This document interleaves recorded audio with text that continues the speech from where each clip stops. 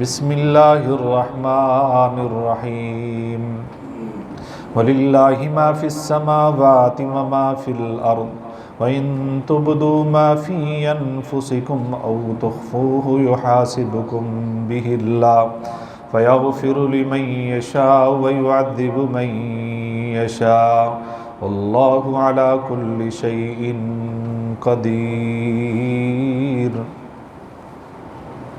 صدق اللہ العظیم۔ تمام قسم کی تحمیدات، تمجیدات، تکبیرات، تقدیسات اور تحلیلات اللہ رب ذوالجلال والاکرام کے لیے بے شمار لا تعداد ان گنت بے حد و حساب درود و سلام سرور کائنات امام الانبیاء احمد مجتبی حضرت محمد الرسول اللہ صلی اللہ علیہ وسلم کی ذات مقدسہ مطہرہ پر بے شمار رحمت نازل ہوں اہل بیت پر، صحابہ کرام پر، تابعین اعظام پر، اولیاء کرام پر اور ائمہ کرام پر۔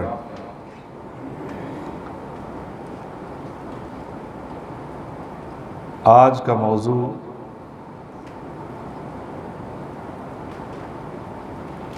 اللہ اور بندے کے درمیان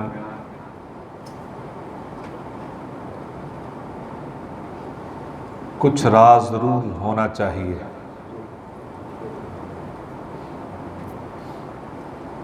یعنی کچھ ایسی نیکیاں، کچھ ایسے اعمال ہر انسان کے پاس ضرور ہونے چاہیے کہ ان کا صرف اور صرف اللہ کو ہی پتہ ہونا چاہیے۔ کچھ ایسی نیکیاں ہونی چاہیے جن نیکیوں کا گواہ صرف اللہ رب العزت خود ہوں۔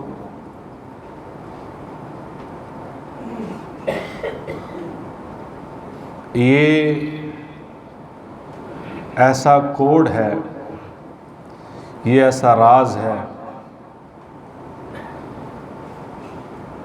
اور یہ ایسا پاسورڈ ہے جو انسان کو خلوص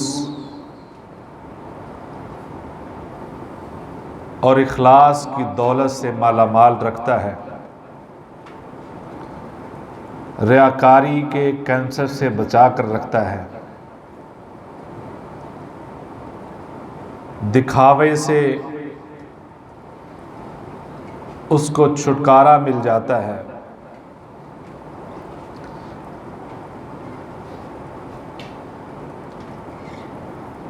اسلام میں بہت سارے کام ایسے ہیں جو اجتماعی طور پر سر انجام دیے جاتے ہیں۔ نماز ہے، زکوٰۃ ہے، حج ہے، یعنی کثیر اعمال ایسے ہیں جن کے دوسرے گواہ موجود ہوتے ہیں، اور وہ ایسے اعمال بھی ہیں کہ اجتماعیت کے اندر ان کا اجر بھی بڑھ جاتا ہے، اور کچھ ایسے اعمال ہیں کہ وہ ہوتے ہی اجتماع کے اندر ہیں۔ اس لیے وہاں پہ غالب عنصر یہ موجود رہتا ہے کہ وہاں نمائش، ریاکاری ضرور شامل ہو جاتی ہے۔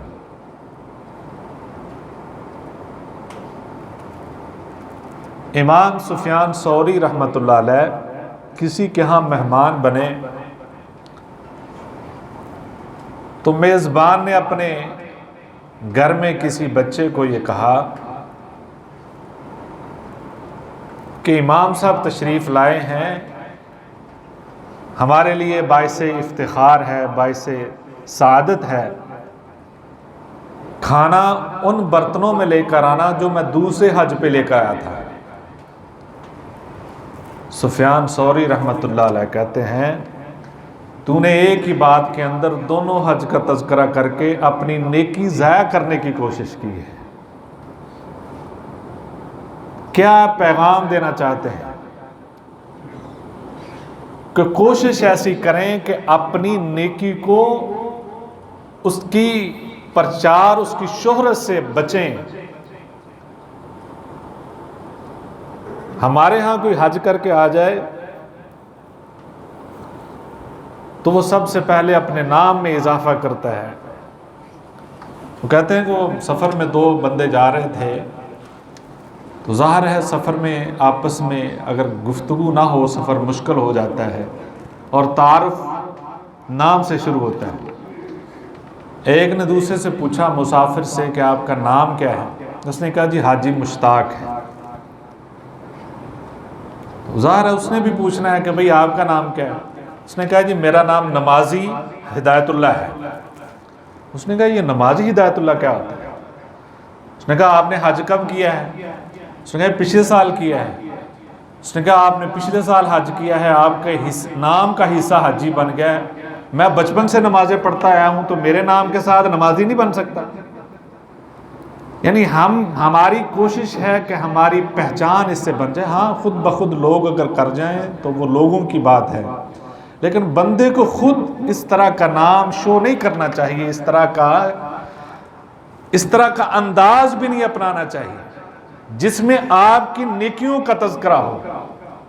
ہمارے ایک دوست ہیں، اگر انہوں نے کسی کا ٹائم دینا ہو تو وہ کہتے ہیں آپ یہ نہ کہا کریں کہ میں ظہر پڑھ کے آؤں گا، میں عصر پڑھ کے آؤں گا۔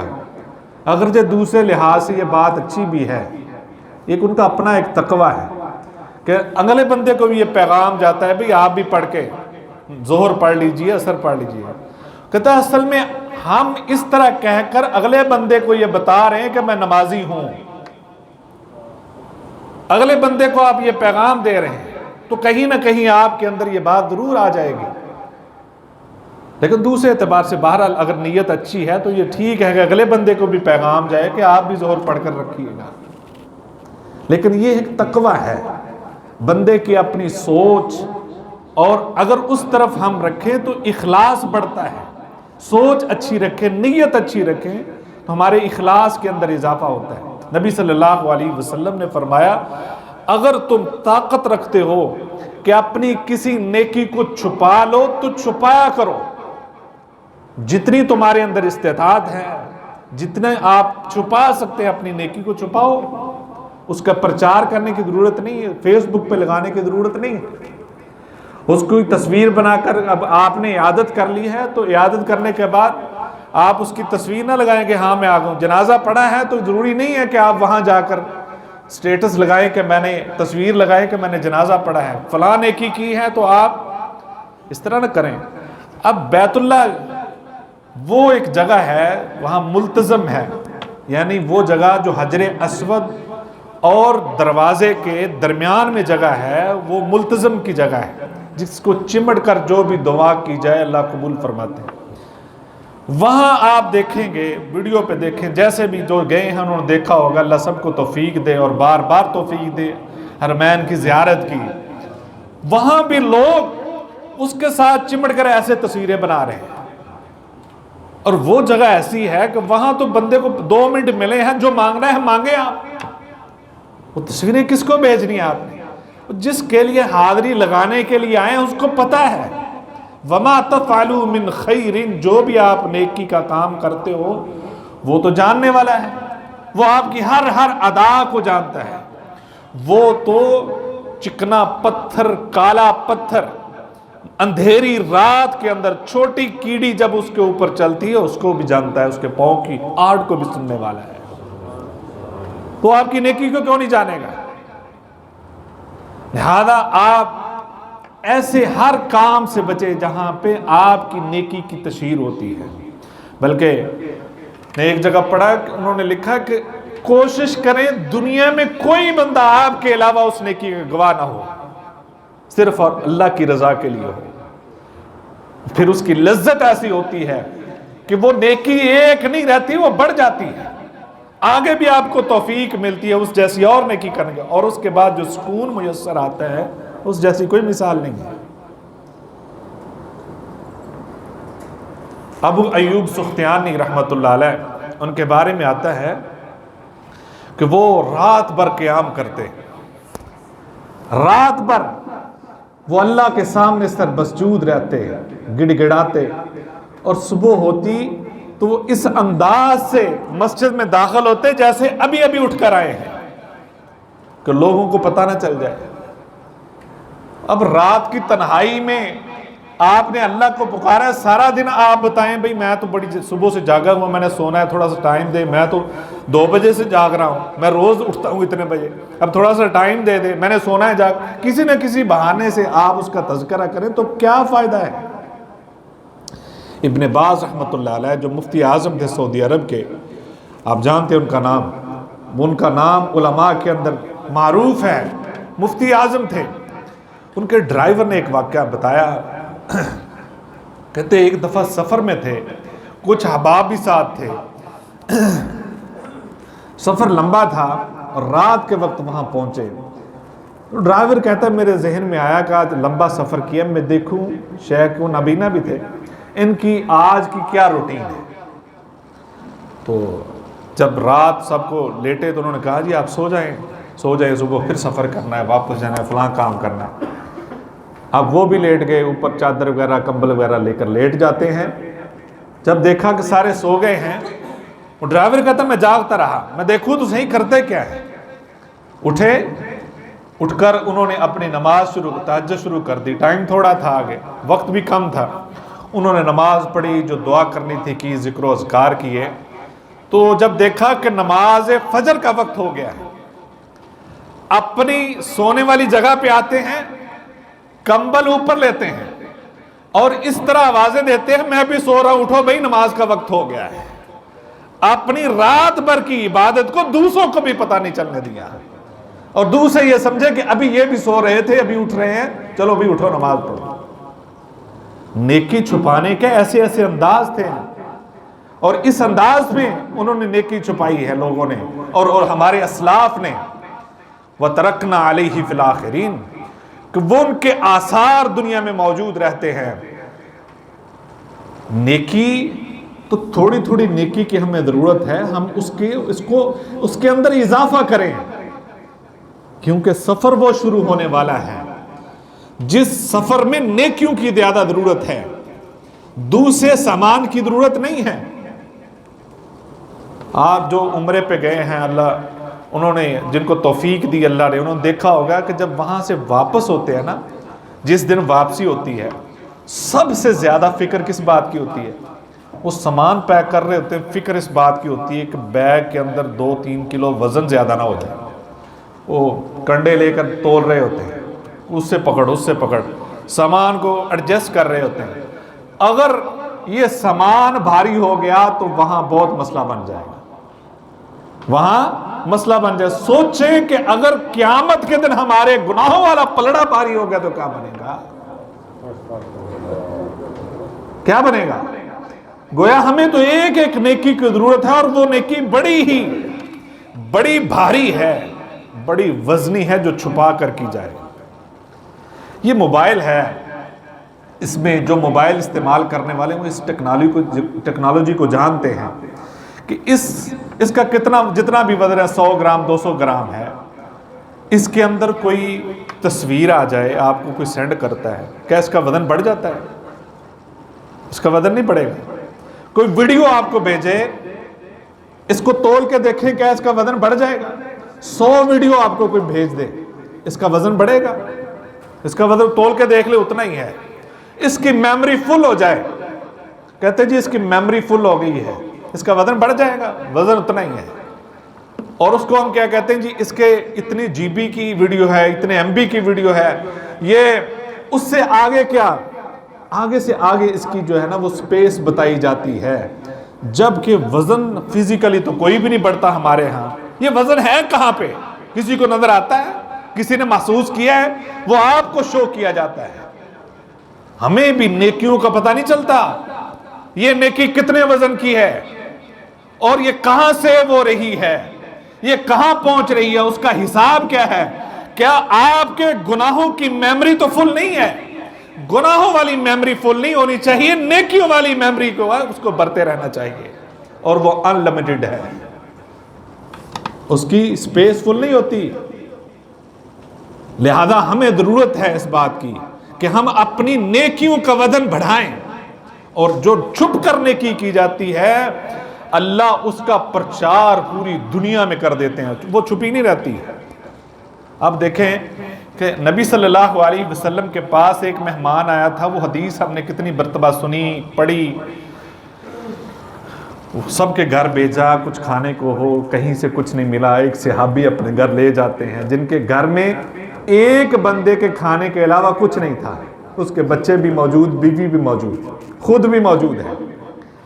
اب اس نے کیا کیا تھا کہ دیا بجھایا ہے اور اہلیہ کو سمجھا دیا کہ ایسی حرکات کرنی ہے میں نے کہ پتہ چلے مہمان کو کہ ہم بھی ساتھ شامل ہیں، کیونکہ یہ بھی بد تہذیبی ہے، یہ بھی آداب کے منافی ہے کہ آپ کے گھر میں جیسا بھی کوئی مہمان آئے اس اکیلے کو کبھی کھانے کو کچھ نہ دیں، اللہ کہ آپ کسی بیماری کسی ایسی عارضے میں مبتلا ہیں کہ آپ وہی چیز کھائیں گے آپ کو مشکل پیش آئے گی، یا اس سے اجازت لیں۔ مہمان کے ساتھ آپ کو شیئر کرنا چاہیے، وہ اس سے آسانی محسوس کرتا ہے۔ اور عرب کے ہاں یہ وتیرہ تھا کہ وہ ساتھ میزبان اور مہمان مل کر کھاتے، جو بھی کھاتے، اس لیے کہ مہمان نہیں کھائے گا اگر ہم شامل نہیں ہوں گے۔ اندھیرا ہے، کسی کو کوئی پتہ نہیں ہے، بیوی کو سمجھا دیا ہے، نبی صلی اللہ علیہ وسلم تک بات پہنچانے والا کوئی نہیں ہے، لوگوں کو بتانے والا کوئی نہیں ہے کہ اس صحابی نے کیا کیا ہے کہ کھانا ایک بندے کا ہے اور وہ اس لیے کھلا رہا ہے اللہ کو راضی کرنے کے لیے، یہ نیکی صرف اللہ کو دکھانے کے لیے تھی۔ نبی صلی اللہ علیہ وسلم کو بھی یہ نہیں کہا کہ ہمارے پاس تو صرف ایک بندے کا کھانا ہے، ہم کیسے مہمان کو رکھیں گے۔ وہ اندھیرے میں کی ہوئی نیکی صبح ہوئی نہیں تو نبی صلی اللہ علیہ وسلم تک پہنچ گئی تھی، اب پوری دنیا میں اس کا چرچا ہے۔ اس صحابی کی وہ نیکی کہ جس نیکی کو دیکھ کر اندھیرے میں کی ہوئی نیکی کو اللہ عرش پہ دے کر مسکرا پڑے تھے۔ نبی صلی اللہ علیہ وسلم نے فرمایا میرے صحابی تیری اس اندھیرے میں کی ہوئی نیکی عرش تک پہنچی ہے، اللہ اس عمل کو دیکھ کر عرش پہ مسکرا پڑے۔ گویا جو چھپ کر کی جائے نیکی اس کی قدر بہت ہے، اللہ کے ہاں اس کی بڑی قدر و قیمت ہے۔ آپ دیکھتے ہیں کسی ایسی اجنبی زمین میں آپ کوئی بیج بو دیں جس کو کوئی نہیں دیکھنے والا، کسی اجنبی زمین میں آپ کوئی بیج بو دیں کوئی دیکھنے والا نہیں ہے، اس زمین کے اندر اس بیج کو کون اگانے والا ہے، اس کو انگوری میں کون بدلنے والا ہے، اس کو پودے میں کون بدلتا ہے، اس کو پھلدار پھولدار درخت کون بناتا ہے، آپ بھول جاتے ہیں۔ آپ کو تو یہ بھی نہیں پتا کہ میں نے کتنے دانے یہاں ڈالے ہیں، کہاں ڈالے تھے، آپ کو نہیں خبر، لیکن جس نے پیدا کیا ہے وہ اس کو پروان بھی چڑھاتا ہے، اس کو پھل بھی لگاتا ہے، اور وہ ذات ہے کہ اس کے اوپر کتنے پتے لگے ہیں، کتنے گر چکے ہیں، کتنے خستہ ہو چکے ہیں، ہر چیز کا اس کے علم میں ہے۔ اسی طرح آپ کوئی نیکی کرتے ہیں کسی اجنبی زمین میں، کسی اجنبی شخص کے ساتھ کوئی نیکی کر جاتے ہیں، کسی کو کوئی پتہ نہیں ہے، لیکن جس کو دکھانے کے لیے آپ نے کی ہے وہ اس کو پروان چڑھاتا رہتا ہے، اسی طرح جس طرح وہ درخت کو پروان چڑھاتا ہے، وہ اس کی قدر کرتا ہے، اور وہ قیامت کے دن اتنی بڑی ہو جائے گی کہ آپ حیران رہ جائیں، آپ چاہیں گے کاش ہم یہی نیکیاں کرتے جو کسی کے نظر میں نہ ہوتی۔ جتنا مرضی کسی نے خزانہ اکٹھا کیا ہو، جتنی مرضی دولت اکٹھی کی ہو، آج کل تو سسٹم یہ ہے کہ وہ اس کو بینک میں رکھوانا پڑتا ہے، اس کو اکاؤنٹ میں رکھوانا پڑتا ہے، جتنی بھی آپ کی دولت ہے اس کا ایک اکاؤنٹ ہے، اس میں رکھتے ہیں۔ کو پتہ ہے کہ وہ ساری دولت کا اکاؤنٹ کھولنے کے لیے آپ کو 4 ہندسوں کا پن کوڈ دینا پڑتا ہے، وہ خفیہ ہوتا ہے، کسی کو نہیں پتا۔ گویا پورے خزانے کا ایک کوڈ ہے جس کا کسی کو نہیں پتا، اسی کوڈ کی وجہ سے وہاں تک رسائی ہے۔ اسی طریقے سے آپ کی ساری نیکیوں کی حفاظت بھی اس خفیہ نیکیوں کی وجہ سے ہوتی ہے جس کا کوئی گواہ موجود نہ ہو۔ آپ کی ساری نیکیوں کی حفاظت خفیہ نیکیوں کی وجہ سے ہوتی ہے جو آپ چھپا کر کرتے ہیں۔ گویا روزانہ ایسی نیکی ضرور کریں جس کا گواہ کوئی نہ ہو، صرف اللہ کو راضی کرنے کے لیے، کیونکہ جب آپ نیکی کرتے ہیں لوگوں کے دلوں میں محبت پیدا ہوتی ہے۔ حدیث میں آتا ہے، نبی صلی اللہ علیہ وسلم نے فرمایا جب کوئی بندہ نیکی کرتا ہے کوئی نہیں اس کو دیکھنے والا لیکن اللہ دیکھنے والا ہے۔ اللہ حضرت جبریل علیہ السلام کو بلاتے ہیں اور فرماتے ہیں جبریل وہ فلاں جگہ پہ کونے پہ رات کے اندھیرے میں ایک بندے نے نیکی کی ہے، میں اس بندے سے محبت کرتا ہوں، جبریل تو بھی محبت کر۔ آپ کی نیکی کی اتنی قدر ہے کہ اللہ اب حضرت جبریل کو بلاتے ہیں اور حضرت جبریل سے یہ کہا جاتا ہے یہ نیٹ ورک پھیلا دو، یہ شیئر کر دو، یہ وائرل کر دو، یہ اپنے سسٹم پہ ڈال دو، یہ جتنا بھی روحانی سوشل میڈیا ہے جو عرش پہ ہے جو آسمانوں پہ ہے اس سوشل میڈیا پہ ڈال دو، وہ روحانی ملائکہ کا سوشل میڈیا۔ اللہ کہتے ہیں میں جبریل سب فرشتوں میں اعلان کر دو میں محبت کرتا ہوں اور جبریل بھی محبت کرتے ہیں، اے فرشتوں سارے تم بھی اس سے محبت کرو۔ وہ محبت ایسی کہ لوگوں نے دیکھا ہے مولانا عبدالسلام بھٹوی رحمہ اللہ تعالی، ان کے جنازے میں کون کون شریک ہوئے، جو ان کے نام سے صرف ایک دفعہ نام سنا وہ بھی ایسے ایسے منظر بھی دیکھے گئے کہ ایک طالب علم ہے کہ وہ 20-25 سال کا ہوگا، اسے چلا نہیں جاتا، یعنی کہ مین روڈ سے تقریباً 1.5 کلومیٹر کا فاصلہ ہے، گاڑی ہی گاڑی ہے، پتہ نہیں کہاں کہاں سے لوگ ان کے جنازے میں شریک ہیں، صرف یہ رشتہ ہے کہ یہ اللہ کا نیک بندہ ہے۔ یہ محبت کس نے ڈالی ہے؟ اللہ نے لوگوں کے دلوں میں ڈالی۔ شاید وہ طالب علم نہ جانتا ہو لیکن وہ اپاہج تھا، تھوڑا سا معذور تھا، وہ پاؤں اس طرح رکھ کے چل رہا تھا، یعنی اس کے پاؤں ٹیڑھے تھے، بڑی مشکل سے گھسیٹتا ہوا جنازے کی طرف جا رہا تھا، اور دل میں یہ خیال آ رہا تھا اللہ نے اس بندے کے جنازے میں ایسے بندوں کو بھیجا ہے، یقیناً اللہ نے مغفرت کا سامان کر دیا ہے۔ اور وہ محبت کیسی، اور ایسے بزرگوں کو دیکھا ہے جو بڑی مشکل سے جا رہے ہیں، تو پھر اللہ طول و عرض میں یہ پھیلا دیتے ہیں کہ یہ میرا بندہ تھا، اے بندو اس سے محبت کرو، اور وہ محبت اکیلی نہیں ہوتی، وہ محبت میں کھینچے چلے آتے ہیں، وہ بھاگے چلے آتے ہیں، اپنی ساری مصروفیات ترک کر دیتے ہیں۔ تو ایسی محبت، ایسی نیکی ضرور ہونی چاہیے۔ عبداللہ بن مبارک رحمۃ اللہ علیہ کے بارے میں ایک واقعہ ملتا ہے تاریخ کی کتابوں میں، وہ اکثر جہاں پہ سفر کے لیے جاتے تھے، تعلیم و علم کے لیے جاتے تھے، تو راستے میں ایک سرائے آتا تھا جہاں لوگ رات کو مہمان ٹھہرتے تھے۔ راستے میں ایک جگہ پہ جہاں ٹھہرتے تھے عمومی طور پہ وہاں ایک نوجوان تھا، وہ بڑی علماء سے محبت کرنے والا تھا، تو بڑی خدمت کرتا تھا۔ ایک دن جب آئے تو وہ نوجوان نظر نہیں آیا، انہوں نے پوچھا وہاں کی انتظامیہ سے کہ وہ نوجوان ایک ہوتا تھا وہ نظر نہیں آیا، تو انہوں نے بتایا جی وہ ایک غریب آدمی تھا، لوگوں سے قرض لے کر گزارا کرتا تھا، تو اب وہ اس ضمن میں ان کو پکڑ لیا گیا ہے، اس نے قرض نہیں دیا، کیس ہو گیا اس پر۔ پیسے لے کر جو جاتے ہیں نا غریب لوگوں پر ہی قرض ہوتا ہے کیس، بڑے تو چھوٹ جاتے ہیں، ان کے تعلقات ہوتے ہیں۔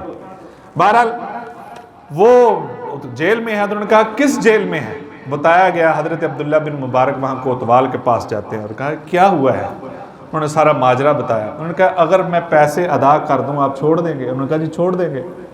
انہوں نے پیسے ادا کیے اور کہا ان پیسوں کا اس نوجوان سے ذکر نہیں کرنا، آپ مجھ سے وعدہ کریں کہ یہ پیسے کس نے دیے ہیں، یہ کبھی ذکر نہ کریں۔ انہوں نے کہا جی ٹھیک ہے۔ انہوں نے پیسے دیے، چھڑوا دیا۔ وہ پھر اسی سفر میں اکثر آتے تو وہ نوجوان ملتا، باتوں باتوں میں وہ پہلی جب ملاقات ہوئی تو تب بھی ملاقات میں انہوں نے ذکر کیا کہ میرے ساتھ ایسے ایسے ہوا تھا۔ انہوں نے کہا، وہ نوجوان نے کہا آپ بہت نیک ہیں، آپ ایک عظیم شخصیت ہیں، لیکن ایک ایسا بندہ ہے جو آپ سے بھی زیادہ نیک ہے۔ انہوں نے کہا وہ کیوں؟ اس نے کہا اس لیے کہ اس نے پیسے دیے اور مجھے جیل سے چھڑوایا ہے، اور اس نے نام تک نہیں بتایا، میں اس کی تلاش میں ہوں۔ حضرت عبداللہ بن مبارک کہتے دعا کریں اے نوجوان، آپ دعا کرو میں بھی اس سے ایسا بن جاؤں، آپ دعا کریں میں بھی ویسا بن جاؤں۔ میں کہا لیکن وہ بہت عظیم ہے۔ کوشش کرتا رہا، اکثر ذکر ہوتا، وہ کہتا جی وہ بندہ بڑا ہے، کوشش میں ہوں کاش وہ مل جائے۔ آگے ایک جگہ پہ لکھا ہے کہ وہ بندہ آخر پھر ایک دفعہ کوتوال کے پاس چلا گیا. اس نے کہا بھائی مجھے وہ بندہ بتائیں جو مرضی ہو کہ جس نے وہ میرے پیسے ادا کیے، میں اس کو دعا دینا چاہتا ہوں، ملنا چاہتا ہوں. وہ کون نیک شخصیت ہے جو میرا اتنا خیر خواہ ہے؟ میں نے تو سارے رشتہ داروں کو کھنگالا، اپنے دوستوں کو کہا بھائی اتنے پیسے دے دو، کسی نے نہیں دیا ہے، کوئی چھڑوانے نہیں آیا. وہ کون بندہ تھا جس نے مجھ پر اتنا رحم کیا ہے؟ میں اس سے ملنا چاہتا ہوں ایک دفعہ. کہ میں نہیں بتا سکتا، میں نے وعدہ کیا ہے. بہرحال اصرار کے بعد اس نے بتا دیا، نام بتا دیا. کہتا آپ تو روز ملتے ہیں ہم سے، اکثر ملاقات میں نے آپ کو بیٹھے دیکھا ہے. اچھا عبداللہ بن مبارک ہیں. پتہ پوچھا، باغ کے جاتا ہے اور وہاں پہنچا تو وہاں رش لگا ہوا ہے. پتہ چلا آج فجر کی نماز کے بعد اشراق پر کے گھر پہنچے تو اللہ کی رضا، اللہ کی قضا آئی، وہ فوت ہو چکے ہیں. یہ بندہ فوت ہو چکا ہے، اللہ نے راز رکھا ہے اور دنیا میں ظاہر بھی نہیں ہونے دیا، اس کے سامنے شرمندہ نہیں ہونے دیا. یہ شاید اللہ نے یہ سسٹم ایسا بنا دیا ہے.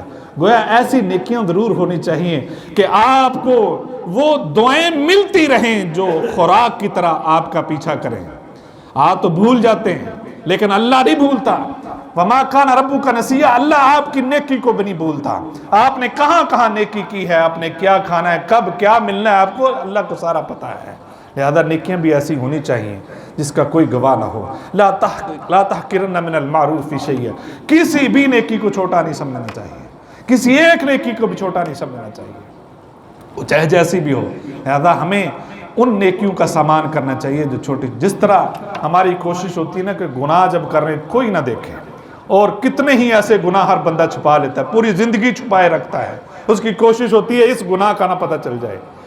یہ جذبہ نیکی کے لیے ہونا چاہیے کہ یہ نیکی کوئی دیکھ نہ لے، اس نیکی کا کسی کو پتہ نہ چل جائے.